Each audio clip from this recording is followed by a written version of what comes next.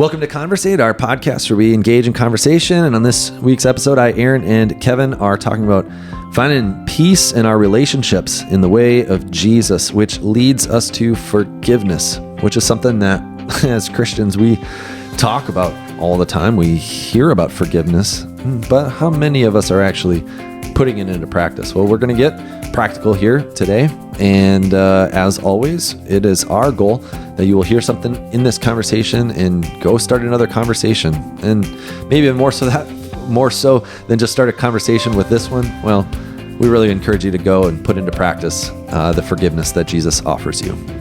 As always, we hope you enjoy it. Yo, buddy. Good morning. Good day. And hey, if I don't see you, good afternoon, good evening, and good night. What's happening here? Yeah, I'm deaf. Oh, yeah. That's better.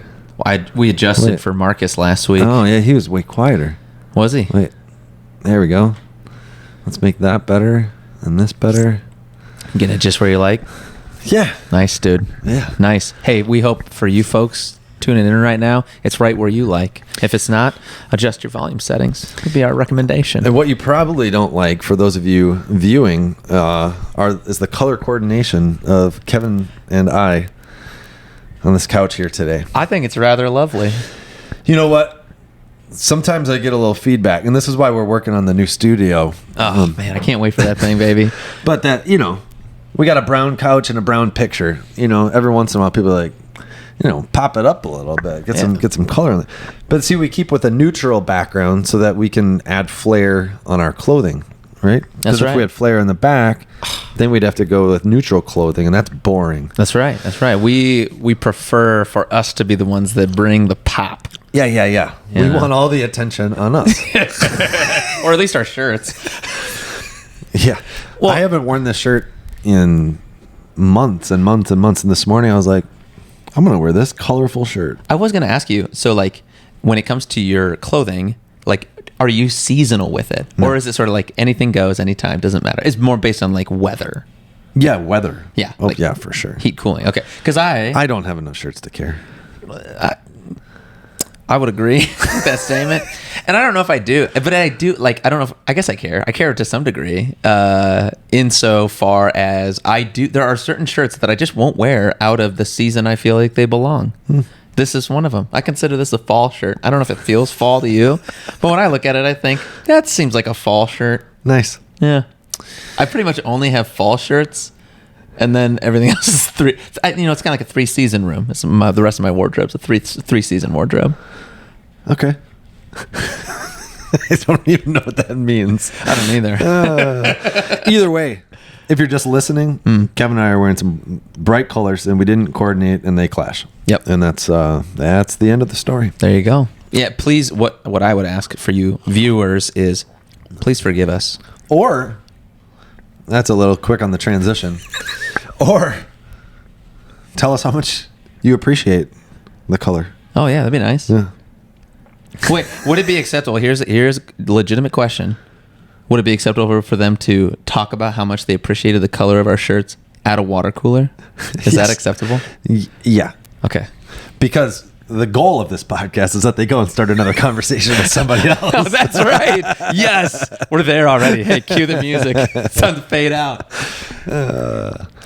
No. Okay. So Aaron's, he was commenting on my quick transitions there because I was transitioning into the theme, which you preached on yesterday, which I was not here to listen to.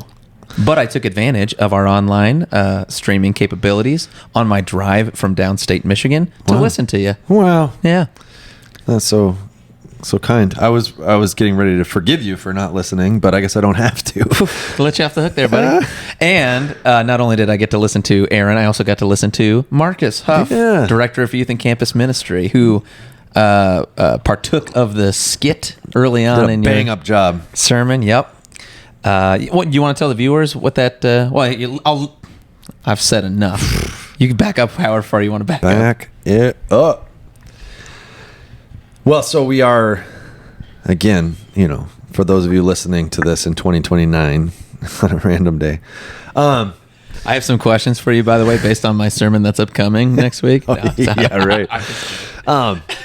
Peace, right? So we're looking for the peace of Jesus to come and invade in a good way these different areas of our life, finances, schedules, and now relationships. And so peace and relationships, and it's fascinating.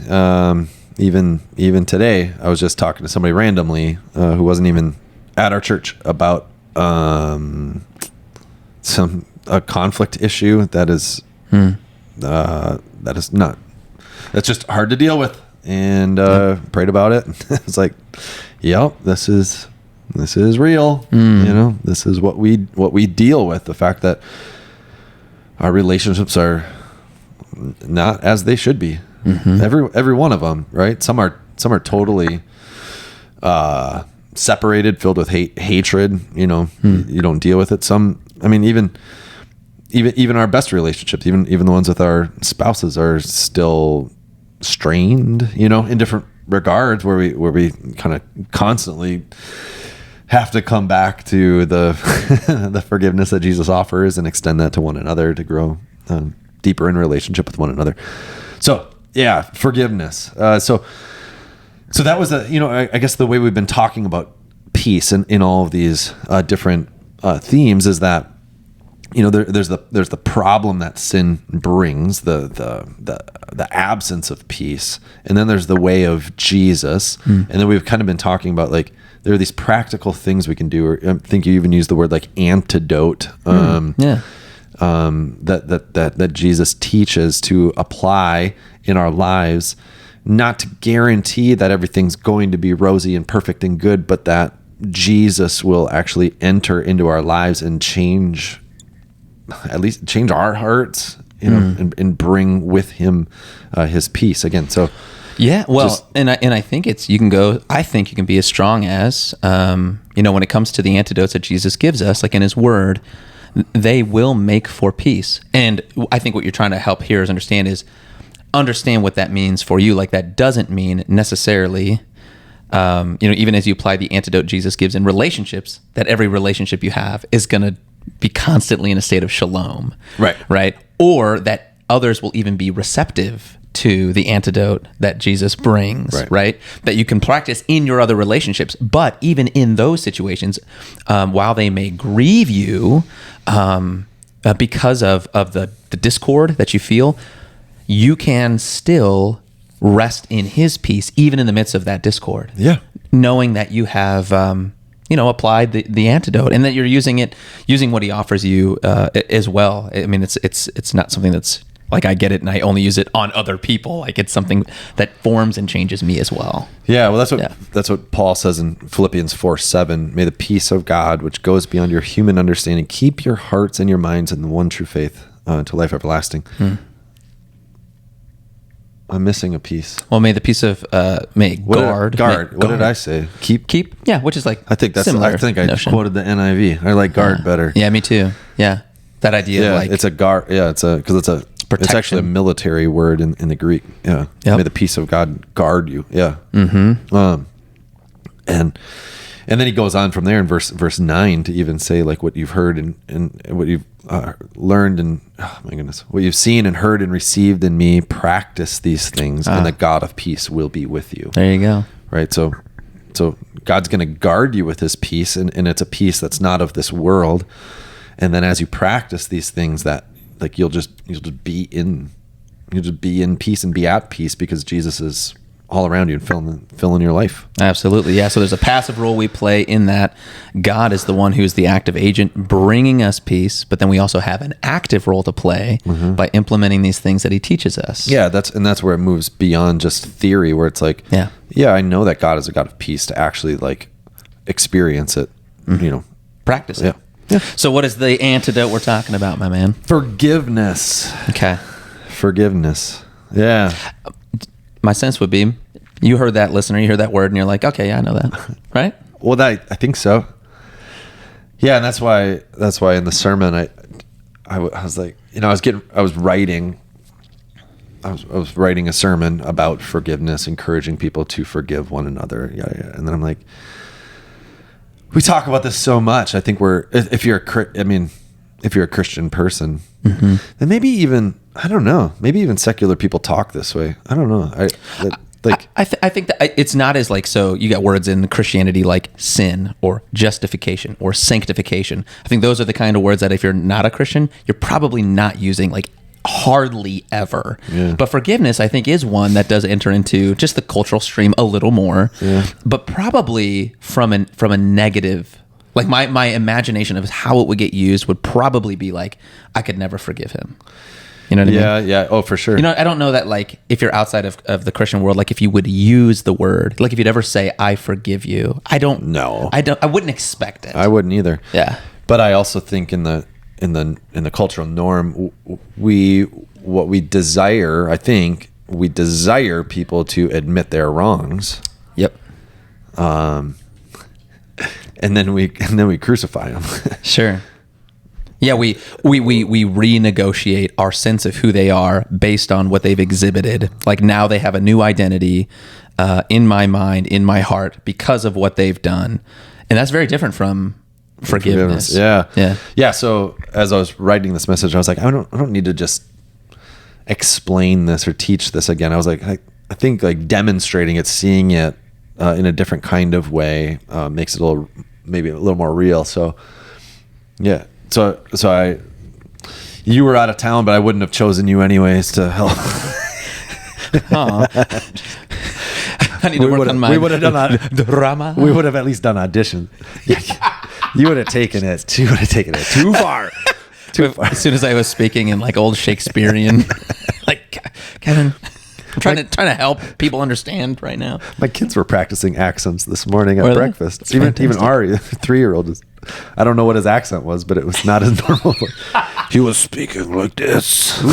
Ooh. Anyway, so I had Marcus, who you all know very well because he was here last week. That's right. Participate, and yeah, basically I wanted to demonstrate like what we often do in our conflict. And I've used this example a lot. Like, I don't remember when I came up with it. It might have been like in pre-marriage counseling or something years ago. But I've always had this kind of image that I've used in teaching about forgiveness, this idea of like a file folder and a file cabinet, where, and I've always used that to help people think about speaking the words, I forgive you, instead of just saying like, don't worry, no problem, or whatever. So like, again, Marcus played this role of like coming to me being upset with him about something. He comes to me, says he's sorry. And then I said to him, hey, it's no problem. It's no big deal. It's okay. And then as he left, I went to my file cabinet, opened it up, found the folder that says Marcus Huff's record of wrongs, and then I write down the date and the time and what he did to me, and I tuck it away, and it's sort of like, sure, everything's okay, and I'm going to pretend everything's okay, but I do know that Marcus has wronged me, and I'm just gonna try to not let that be part of the deal, but just in case I need it, I've got it. Yeah. Like the image is not like it's a filing cabinet, so it's not as if this is a a banner you're carrying around and flying like a flag, constantly reminding yourself of what he did. But the image is kind of like, oh, it's tucked away. Yeah. It's deep. It's in my subconscious, but it's still living there because I really haven't done anything to remove it from me. And who knows when it'll come back up? Probably conveniently, for me, as I interact with him, perhaps. Yeah. So I've used this image of the file cabinet before, because then he'll come again, and I'll be like, all right, it's okay, and I write it down again. But then it's this idea of like, after a while, like, wait, no. And I bring it back up, and it's like, dude, that's not, you said you're sorry. Like, I thought you're sorry, but you're not. You keep doing the same thing over and over and over again. And it's like, well, if I had truly forgiven him as Christ forgives me, right, I would not even have a memory that he sinned against me in the first place. No, that's Jesus kind of forgiveness. Yeah. Yep. That's a high calling for to think that we have that kind of capacity. But you know, Paul says, "Forgive one another as God in Christ forgave you." So Right. this is the ideal picture. So we ought to strive for it, I think, and know that we only have the capacity to do that, because if we understand our status before God Almighty, Yeah. well, we stand with a clean record in his presence. Like, Right. So there you're kind of getting like a flavor of the antidote of forgiveness in both directions. Yeah. On the one hand, it is something you practice in relationship with other people, but really primarily before that, like as a first step, you have to apply it to yourself by understanding how God relates to you. Basically understanding how have I been in relationship to God? Let me look at what he expected in the relationship with me, and how have I lived up to that or into that? My hunch would be, if you're anything like me, not perfect. All sorts of ways in which you've gone out of the bounds of that relationship as God intended it, and yet God is not looking down at you and saying, well, I know exactly how you are. And I kind of know what to expect from you. So let me cater how I'm going to treat you today based on my historic understanding of you. That's not how he approaches you. All. Yeah. And that we have a really hard time fathoming that, because we know how we live so, even with ourselves, we live with those.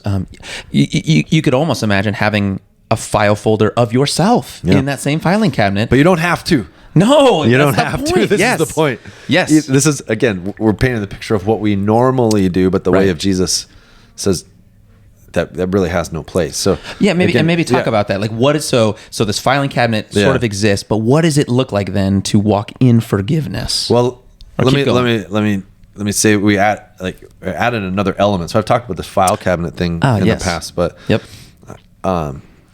for the message, I added the element of a water cooler as well, because I think we also do this, the metaphorical water cooler where people go to hang out and gossip, right? So Marcus sins against me. I tell him it's okay. I file his record, and then I head over to the water cooler, and then I'm like, dude, talking to everybody else about Marcus and about what he's done, and now I'm bringing other people in. I'm heaping the burden of my file cabinet upon other people who didn't ask for that. Now, there may be some other people who do ask for that. We call them busybodies. Or hypothetically, you could imagine like someone else existing who had a similar interaction that bothered them with the same person, and they would, of course, they want to hear that someone else has gone through this. Because it validates. It validates their own offense, but it creates what you talked about, which is a triangle, right? Yeah. Now, how do triangles work in relationships? So this is actually like even secular systems theory, they call it. So systems theory is all about how different relational systems work. But if Kevin and I have the relationship between the two of us, if there's something that comes between the two of us, we ought to handle it together. A triangle is when I bring somebody else in and I go to talk to this person, and now they're the third point of this triangle, and again, they didn't ask for it, but now I've brought them in, and now they're in a tough spot because they've got to listen to you, and if they're wise, hopefully they give you direction to get out of the triangle and go back to the other person. That's right. If they're being unhelpful or unbiblical, they're gonna keep drawing it out and stoking the fire. Disparage the other person, shame them publicly. Oh, we should go tell this other person had an issue with Marcus too, and it just spirals out. Then we've got Eighth Commandment issues where we're bearing false testimony against our neighbors and tarnishing their reputation. It's just messy. So, but even like, if you and I have an issue and I bring in somebody else, very likely, if you know about the issue, very, very likely you went and talked to somebody else. Now we have two overlapping triangles, and it's just added complexity and noise to probably what is most often maybe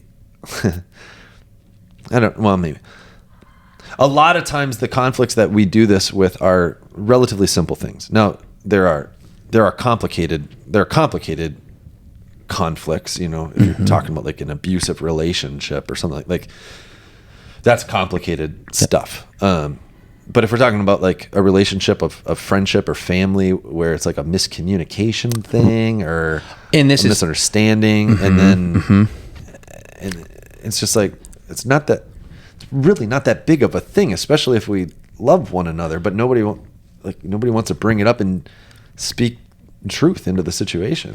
And just to riff on that a little bit, part of the dynamic is whatever has gone on, whatever it was, the gravity of it, the strength of it, the distance it will create between you and that person only grows when you get into these triangle situations. It does not reduce the conflict. It enhances, it increases it. Yeah. And so it's really problematic. Now, I will say this on just as if you're someone out there who's like really struggling with some interpersonal conflict and you don't know how to approach the other person, I don't want you to think like, well, you're just trapped. You need to figure it out and it's all on you. It is possible. I mean, like a counselor, what they would do, or a mediator, it is a third person, but it's different than triangulation because what any counselor, any mediator, any good friend, like you said, any wise friend worth their salt is not going to let you talk about the other person primarily and all the thing they did to you. And that's the whole point of the conversation. What they will do is help you understand, how did it cause you to react? What did you bring to the table? What are you going to do with that person? Again, trying to collapse the triangle. A mediator's role is to remove himself ultimately, to get you and whoever you have a conflict with to handle those things together, because that's how the strength, the divisiveness, the discord, that's how that all diminishes, is coming together with that other person. Yeah. So, well, yeah, go ahead. Well, I know, practically speaking, for a lot of people, I even have an email from somebody this morning sharing experiences of forgiving other people, moving from hatred to being confronted with the scriptural mandate, essentially, to forgive one another.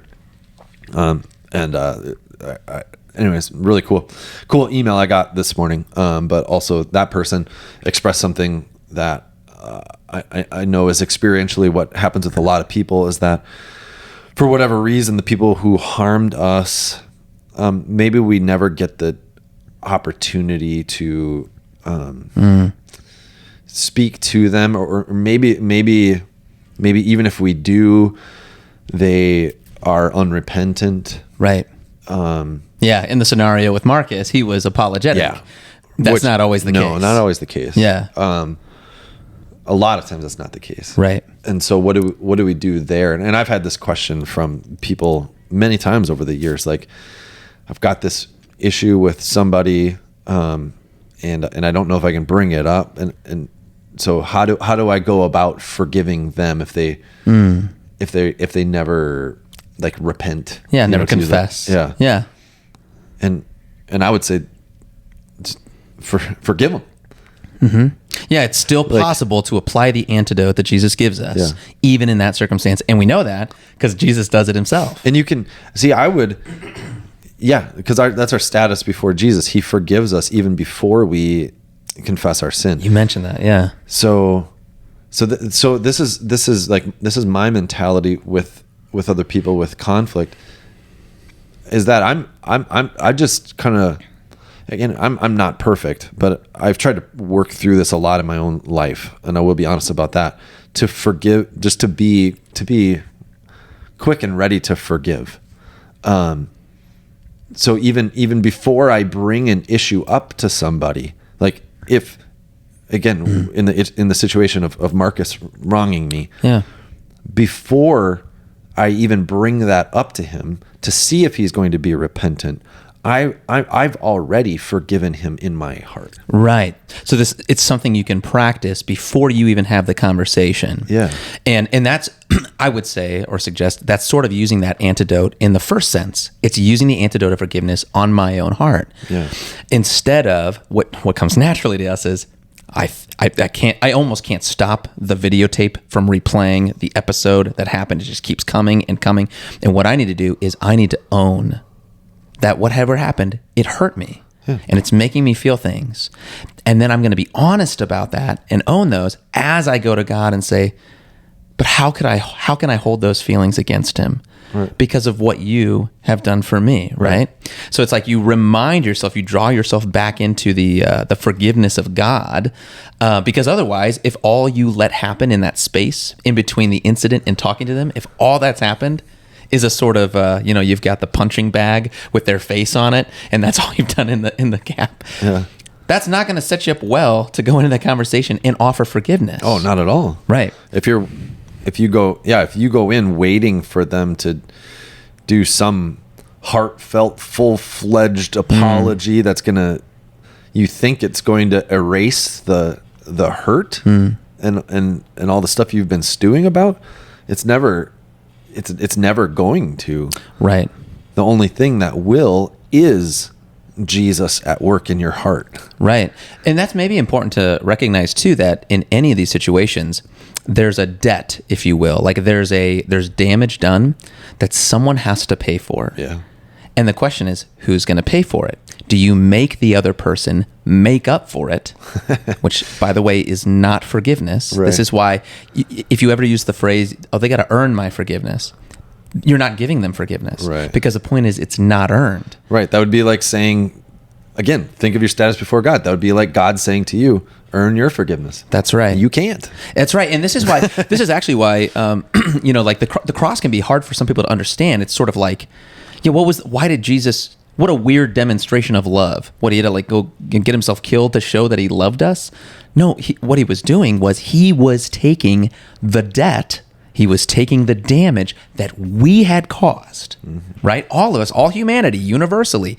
And he was paying for it himself, which is why he can say from the cross, Father, forgive them. Yeah. It's not like we did stuff and God just, wipes it away like, oh, it never happened. No, it happened, and Jesus paid for it. Yeah. He paid for it. Yeah. So it's important to understand because, the picture we want to paint is as if like the offering of forgiveness doesn't have sort of a, there's like a grief there on our side, right? Oh, for sure. Yeah. I often say that forgiveness, to forgive someone is costly. Mm-hmm. So it's because I gotta give up my that record. Yeah.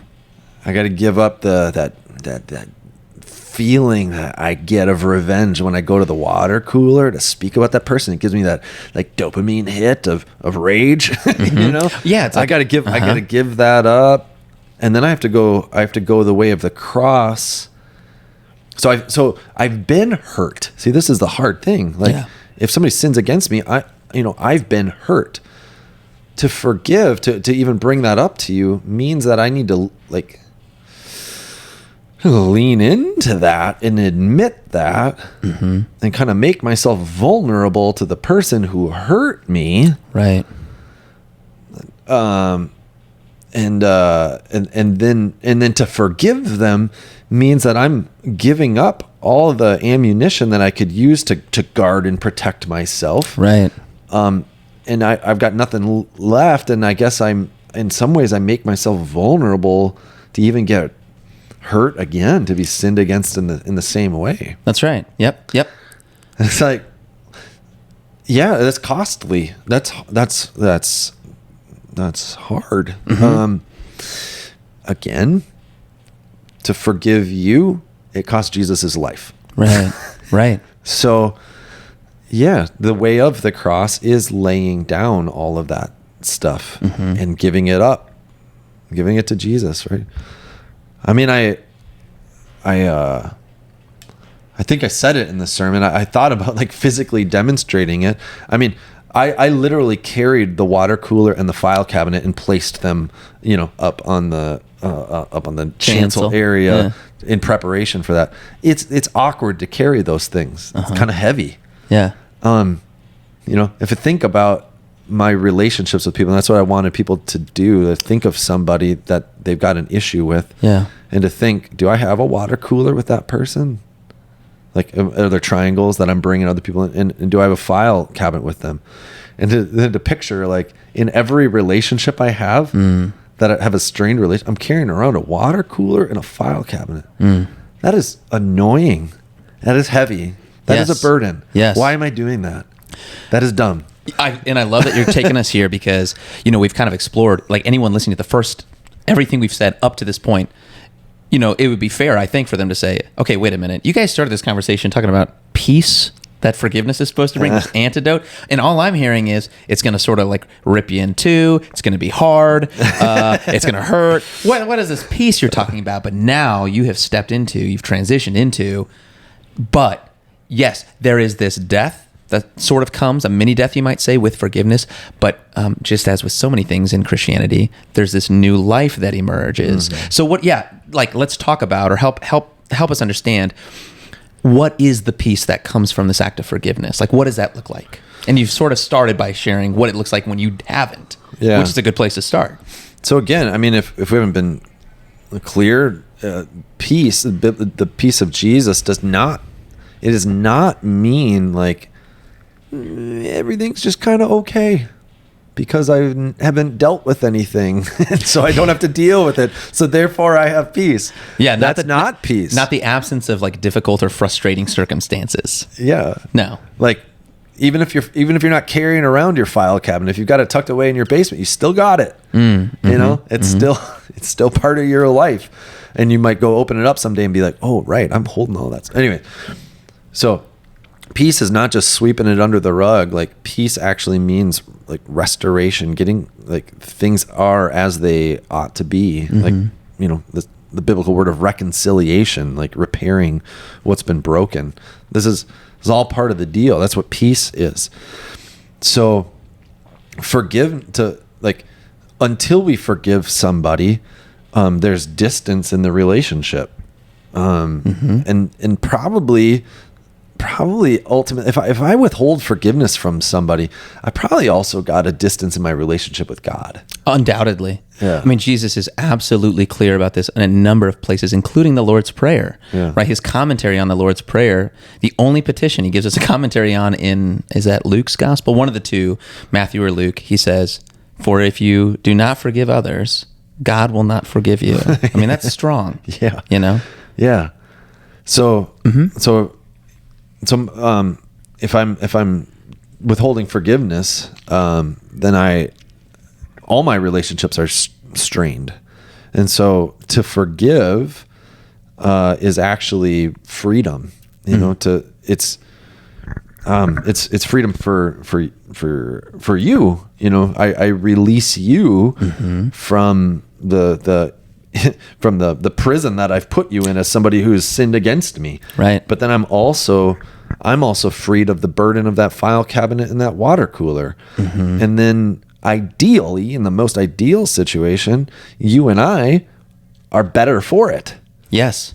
Like, we're better for it. And this, friends, like, this practically speaking, the people that you're closest with are the ones that you've actually gone through stuff with. Yeah, you've practiced this in some way. Yeah. It may not have been as formal as, like, I'm sorry, I forgive you, but like there was something you went through and there was some demonstration that showed you weren't holding them in this, you weren't keeping them in that prison. Right. Of they did that thing and I'm just forever going to hold that against you. Right. Yeah. I mean, even here, like, even think about like a sports team or whatever. I watched like I watched a press conference after I think it was after the Vikings game the other day, and like somebody had made some dumb mistakes or whatever, but then as they're interviewing the teammates, they're like, yeah, but we're all part of the team, we all make mistakes. Even that, again, right. That's not like that's not speaking I forgive you, but that's saying like, hey, we're on the same team.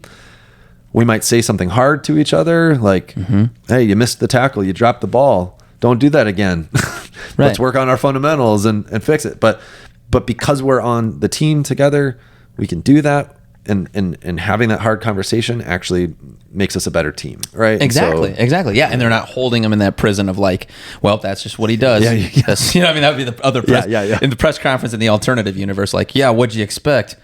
Guy does it constantly. Yeah. I have to live with this. Can you imagine? Yeah. You know?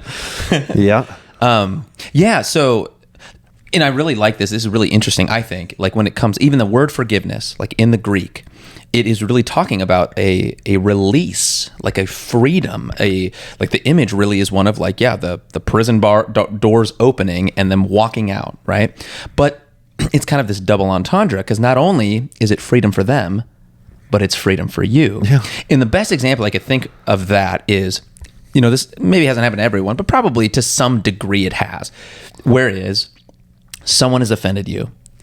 And they have absolutely no idea in the world that they even did it to you. No idea. But you know. And what has it been doing to you in your life? Has it affected it? Of course it has. Oh, man.